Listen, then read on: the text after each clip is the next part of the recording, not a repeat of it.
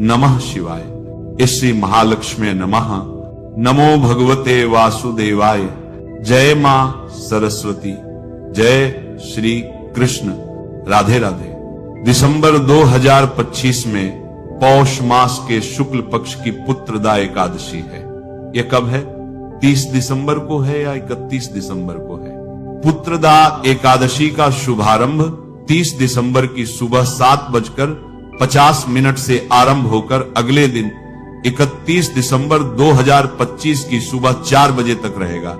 इसलिए पुत्रदा एकादशी का व्रत 30 दिसंबर को नहीं रखा जाएगा, क्योंकि 30 दिसंबर को दशमी विद्यमान है। इसीलिए नारद पुराण में लिखा है, भविष्य पुराण में लिखा है, विष्णु पुराण में बिल्कुल साफ शब्दों में लिखा है कि जो लोग दशमी विद्यमान एकादशी का व्रत करते हैं वे नरकगामी होते हैं। उन्हें एकादशी व्रत का फल कभी भी प्राप्त नहीं हो सकता। यहां तक लिखा है कि यदि ब्रह्मदेव स्वयं आकर भी कह दें कि दशमी विद्यमान एकादशी का व्रत कर लो, तब भी उस बात को नहीं मानना चाहिए। दशमी विद्यमान एकादशी का त्याग किया जाता है और द्वादशी युक्त एकादशी को सर्वश्रेष्ठ कहा गया है। लेकिन यहां एकादशी तिथि के क्षय होने के कारण द्वादशी तिथि अर्थात 31 दिसंबर 2025 को ही पुत्रदा एकादशी का व्रत मान्य होगा।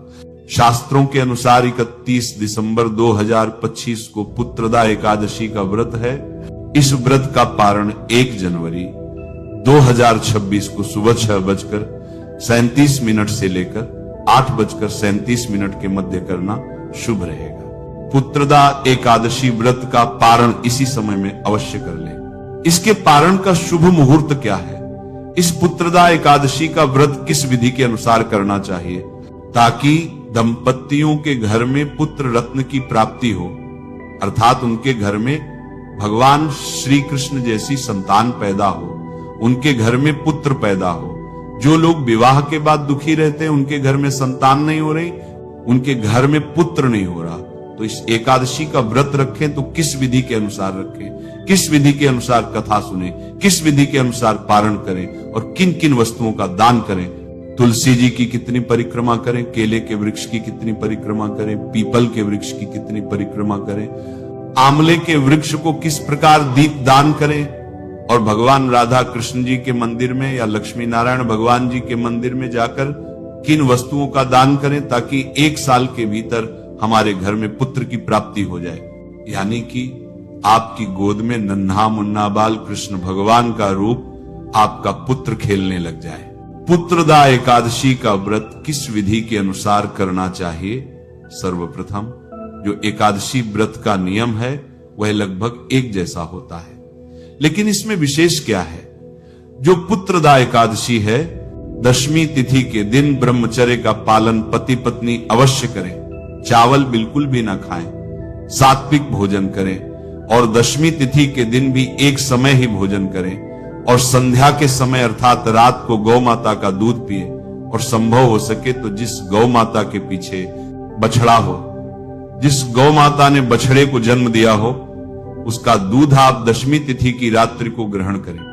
और यदि आपको पुत्र की कामना है तो थोड़ा सा कष्ट आपको उठाना पड़ेगा। व्रत का अर्थ होता है शरीर को थोड़ा सा कष्ट देना, अर्थात तप करना, व्रत करना। यह कष्ट देकर ही संभव है। दशमी तिथि के बाद ब्रह्म मुहूर्त में सूर्योदय होने से पहले आप प्रातः 4:30 बजे उठ जाइए। पति पत्नी स्नान करें और स्नान करने के लिए सर्वप्रथम अपने जल में आंवला अवश्य डालें, थोड़ा सा गंगा जल अवश्य डालें और स्नान करने के बाद बिल्कुल पवित्र वस्त्र धारण करें। इस दिन भी आपने ब्रह्मचर्य से रहना है, कुछ गलत न सुनना है। इस आपकी बात देखने के लिए कुछ गलत गंदा न देखना है, गलत गंदा न बोलना है। गंदा स्पर्श किसी का आपस में पति पत्नी उस भावना से कदापि न करें और स्नान करने के बाद शुद्ध पवित्र वस्त्र धारण करें। और ध्यान रखें, पुरुष हमेशा श्वेत वस्त्र धारण करें और स्त्रियां पीले वस्त्र धारण करें। स्वच्छ वस्त्र धारण करने के बाद सर्वप्रथम भगवान सूर्य को आपने अर्घ्य देना है। तांबे के लोटे में थोड़ा सा गुड़ डालकर, लाल सिंदूर डालकर, लाल पुष्प डालकर आप सूर्य भगवान को इस मंत्र के साथ सर्वप्रथम अर्घ्य दे। घृणी सूर्याय नमः। सबसे पहली किरण सूर्य देव की आपके मस्तक को छुए। और याद रखें, जब आप सूर्य भगवान को अर्घ्य दे रहे हो तो तुलसी जी में न दें, और ऐसी जगह अर्घ्य दें कि वह अर्घ्य का गिरने वाला जल आपके चरणों में न गिरे। कोई पात्र रख लें, बाल्टी रख लें, और फिर उस अर्घ्य वाले जल को अपने नेत्रों से लगाएं। 7 बार खड़े खड़े घड़ी की दिशा में सूर्य भगवान की परिक्रमा करें। उसके बाद अपने पूजा कक्ष में जाएं। हाथ में पवित्र गंगाजल धारण करें। पति पत्नी दोनों आपस में हाथों को जोड़ लें और फिर भगवान श्री कृष्ण के सामने, अपने लाडली गोपाल जी के सामने, शालिग्राम भगवान के सामने, लक्ष्मी नारायण भगवान के सामने, श्री सीताराम जी भगवान के सामने अपने व्रत का सर्वप्रथम संकल्प लेना है। हाथ में गंगा जल लीजिए, एक सिक्का लीजिए, एक तुलसी पत्र अवश्य लीजिए और श्वेत तिल, थोड़े से तिल अवश्य हाथ में रखकर भगवान से प्रार्थना कीजिए। हे मेरे लाडली गोपाल जी, हे मेरे लक्ष्मी नारायण भगवान, हे मेरे शालिग्राम भगवान, हम पति पत्नी पुत्र की कामना लेकर प्रभु आपकी प्रसन्नता के लिए पुत्रदा एकादशी का व्रत कर रहे हैं। हे प्रभु, हमारे इस व्रत को परिपूर्ण करने के लिए हमें शक्ति प्रदान करें, हमारे संकल्प को स्वीकार करें और फिर उस जल को लक्ष्मी नारायण या अपने लाडली गोपाल जी के चरणों में अर्पित कीजिए। फिर बड़ी भाव श्रद्धा से पंचामृत लीजिए। पंचामृत आप जानते हैं कि गौ माता का दूध है, दही है, घी है और फिर शक्कर है और शहद है। इन 5 चीजों को मिला लीजिए, तुलसी पत्र डाल लीजिए। फिर उस पंचामृत से तिनमो भगवते वासुदेवाय मंत्र बोलकर लाडली गोपाल जी का अभिषेक शंख के साथ करवाएं। अगर घर में शंख नहीं है तो तिनमो भगवते वासुदेवाय मंत्र बोलकर ऐसे ही अर्पित करें। उसके बाद स्नान कराने के बाद शुद्ध जल से स्नान कराएं। फिर अपने लाडली गोपाल जी को केसर का इत्र अवश्य लगाएं और इत्र लगाने के बाद लाडली गोपाल जी को पीले वस्त्र धारण कराएं। मोरपंख अवश्य मुकुट के रूप में समर्पित करें और उनके चरणों में 11 तुलसी के पत्ते श्री कृष्णाय नमः, श्री कृष्णाय नमः कहकर लाडली गोपाल जी के चरणों में इन पत्रों को समर्पित कर दें। फिर केले का फल अवश्य चढ़ाएं, नारियल का फल अवश्य चढ़ाएं, क्योंकि आप पुत्रदा एकादशी का व्रत कर रहे हैं। पुत्र की कामना से गुलाब का फूल अवश्य चढ़ाएं, गेंदे का अर्थात पीला फूल अवश्य चढ़ाएं। फिर बड़ी भाव श्रद्धा के साथ आप आरती करें। फिर भगवान को पंचामृत का भी भोग लगाएं, तिल का भोग लगाएं, पीले फलों का भोग लगाएं और स्मरण रहे शकरकंद का भोग अवश्य भगवान को समर्पित करें। एक थाली के अंदर थोड़े से तुलसी पत्र रखिए, 2 केले के फल रखिए, 1 नारियल रखिए, थोड़ी सी दक्षिणा रखिए और एक पीला वस्त्र अवश्य रखिए। हाथ में गंगा जल पति पत्नी धारण करें, तुलसी पत्र धारण करें और याद रखें, हाथ से गंगा जल समाप्त नहीं होना चाहिए, गिरना नहीं चाहिए। ये पौष के शुक्ल पक्ष की पुत्रदा एकादशी है। इसे वैकुंठ एकादशी भी बोलते हैं और दक्षिण भारत में तिरुपति बालाजी के दर्शन करने के लिए इतनी भारी भीड़ उमड़ती है क्योंकि वैकुंठ एकादशी भी कहलाती है। फिर बड़ी भाव श्रद्धा के साथ एकादशी के व्रत की कथा को सुनना चाहिए। और व्रत की कथा किस प्रकार है, श्री कृष्ण एक वृतांत के माध्यम से बताते हैं। कहते हैं कि एक समय भद्रावती नगरी थी। उस भद्रावती में राजा सुकेतुमान का राज्य था। राजा सुकेतुमान वहां पर राज करते थे। वो बड़े ही धर्मात्मा थे, अनेकों पुण्य करते थे, ब्राह्मणों की सेवा करते थे, जरूरतमंदों की सेवा करते थे, दान पुण्य करते थे, कुएं तालाब बावड़ी बनाते थे, संतान की भांति अपनी प्रजा का पालन करते थे। समय व्यतीत हुआ तो ऐसा समय आ गया कि उनके पितरों को भी रोना आने लगा।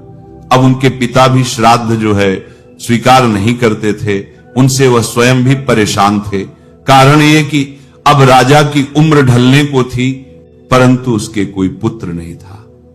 और अगर पुत्र नहीं होगा तो राज्य का शासन कौन चलाएगा, उनका उत्तराधिकारी कौन बनेगा। इससे बड़ी चिंता यह थी पितरों को कि यदि इसकी कोई संतान ना होगी, इसके कोई पुत्र ना होगा, तो हमारा श्राद्ध कर्म कौन करेगा, हमारा पितृ कर्म कौन करेगा। इसके आने के बाद, इसके जाने के बाद हमें तर्पण करने वाला भी कोई नहीं होगा। इसीलिए वह पितृ भी रोते थे और वह राजा भी सदा दुखी रहता था। राजा ने अनेकों उपाय किए परंतु कोई लाभ नहीं हुआ। अब राजा बड़ा परेशान होने लगा, मंत्रीगण भी परेशान रहने लगे। एक दिन राजा बहुत परेशान था। उसने अपना घोड़ा लिया, घोड़े पर सवार हुआ और बिना कुछ बताए ही वह जंगल की ओर चला गया। जंगल में, एक भीषण जंगल में अंदर पहुंचा जहां बहुत से जंगली जानवर थे, शेर था, सियार था, हाथी थे। वहां वह जंगल की शोभा देखता रहा, उदास था। देखते देखते उसको दोपहर हुई तो प्यास लगी। प्यास लगी तो वह जल की खोज में नजदीक में ही दिखाई दे रहे एक जलाशय के पास पहुंचा। वहां उसने देखा कि वहां ऋषियों के कुछ सुंदर सुंदर आश्रम हैं और उनमें कुछ विश्वदेवगण जो हैं कुछ पूजा पाठ कर रहे हैं। अतः वह राजा वहां पहुंचा, उसने सबको प्रणाम किया। उन्होंने कहा कि आप इस घने जंगल में क्या कर रहे हैं और आप कौन हैं? तो उन्होंने कहा कि राजन, हम विश्वदेव हैं और स्नान करने के लिए यहां आए हैं। माघ निकट आया है, आज से 5वें दिन माघ का स्नान आरंभ हो जाएगा, तो इसी कारण से हम पुत्रदा एकादशी का व्रत कर रहे हैं। जो व्रत करने वालों को पुत्र देती है, उनकी मनोकामनाओं को पूर्ण करती है और उसके बाद माघ स्नान करके फिर हम अपने लोक को वापस चले जाएंगे। राजा ने जैसे ही पुत्रदा एकादशी का नाम सुना और सुना कि मनुष्यों को पुत्र देती है, वो प्रसन्न हो गया। उन्होंने बारंबार सभी विश्वदेव को प्रणाम किया, उनके पैर पकड़ लिए, बोले, हे विश्वदेवगण, यदि आप लोग प्रसन्न हैं तो मुझे पुत्र दीजिए, क्योंकि मुझे पुत्र की अत्यंत आवश्यकता है, अत्यंत इच्छा है मेरी कि मुझे एक योग्य पुत्र हो जो मेरा राजपाट भी संभाले और मुझे मेरी मृत्यु के बाद मुझे तथा मेरे पितरों को तर्पण भी दे, पिंडदान भी करे। सभी विश्वदेवों ने कहा कि हे राजन, तुम चिंतित क्यों होते हो? अवश्य ही तुम्हें संतान की प्राप्ति होगी। आज ही पुत्रदा एकादशी है, आज इसकी हमारी बताई हुई विधि से व्रत करो, पूजन करो और कल इसका पारण करना। इससे तुम्हें संतान निश्चित रूप से पुत्र के रूप में प्राप्त होगी। देश श्री कृष्ण कहते हैं कि इस प्रकार उन कुंभ में रहने वाले मुनियों के कहने से राजा ने उस उत्तम व्रत का पालन किया और महर्षियों के अनुसार ही विधि पूर्वक पुत्रदा एकादशी का अनुष्ठान किया। फिर द्वादशी को पारण करके मुनियों के चरणों में बारंबार मस्तक झुकाकर राजा अपने घर को लौट आया। प्रभु की कृपा से रानी ने गर्भ धारण किया। प्रसव काल आने पर पुण्यकर्मा राजा को तेजस्वी पुत्र की प्राप्ति हुई, जिसने अनेकों गुणों से पिता को संतुष्ट किया। वह प्रजा का पालक था और महान संतान के रूप में, महान राजा के रूप में स्थापित हुआ। भगवान कृष्ण कहते हैं, जो कोई पुत्रदा एकादशी का व्रत पुत्र की इच्छा से संकल्प करके करता है, उसे पुत्र की प्राप्ति अवश्य होती है। इसलिए प्रिय भक्तों, यह एकादशी संतान देने वाली है, पुत्र देने वाली है।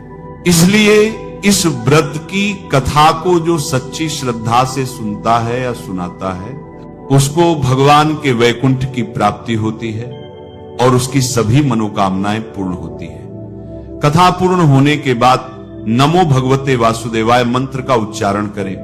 वह जल जो आपने हाथ में गंगा जल और तुलसी का पत्ता लिया था, उसको मस्तक से लगाकर तुलसी पत्र के साथ उस जल को ग्रहण करें और जो आपने सामग्री रखी हुई है, पीले कपड़े में उस नारियल को, दोनों केलों के फलों को, तुलसी के पत्रों को और दक्षिणा को बांधकर सीधे लक्ष्मी नारायण भगवान के मंदिर में या राधा कृष्ण भगवान के मंदिर में या सीताराम जी भगवान के मंदिर में या नरसिंह भगवान के मंदिर में जाकर मस्तक से लगाकर पुत्र की कामना कहते हुए भगवान के चरणों में उसको अर्पित करें। फिर 4 परिक्रमा भगवान लक्ष्मी नारायण भगवान के मंदिर की करें और एक दीपदान अवश्य करें और भगवान के चरणामृत को अवश्य ग्रहण करें। अपने घर में आए सुमंगल मंगल बोलते हुए, सुंदर संभाषण सुनते हुए, कीर्तन करते हुए पूरे दिन को व्यतीत करें। रात्रि में हो सके तो जागरण अवश्य करें और द्वादशी के दिन शुभ मुहूर्त में पारण करें। नमः शिवाय। श्री महालक्ष्मी नमः। नमो भगवते वासुदेवाय। जय मां सरस्वती। जय श्री कृष्ण।